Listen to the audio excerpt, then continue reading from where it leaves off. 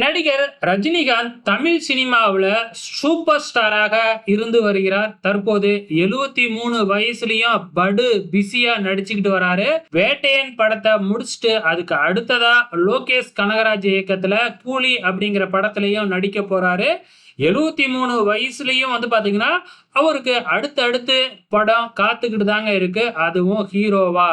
So இப்ப 73 வயசுல நடிக்கிறாரு. ஆனா இவரு அந்த காலத்துல, அதாவது 80s காலத்திலயும் அவரு சூப்பர் ஸ்டாரா தாங்க இருந்திருக்கிறாரு.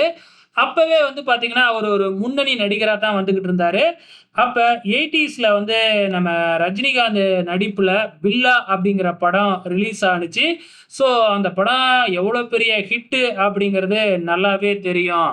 ஸோ அந்த காலத்துல அந்த படத்துல நடிக்கிறதுக்காக பாத்தீங்கன்னா முதல்ல நம்ம ஜெயலலிதா அவர்களை தான் பாத்தீங்கன்னா கேட்டிருக்காங்க. ஆனா அப்ப ஜெயலலிதா அரசியல்ல ஈடுபட தொடங்கின காலம்தான் அப்ப. சோ அப்ப அரசியல்ல இருந்ததுனால அந்த படத்துல நடிக்க முடியாது அப்படின்னு மறுத்துட்டாங்க.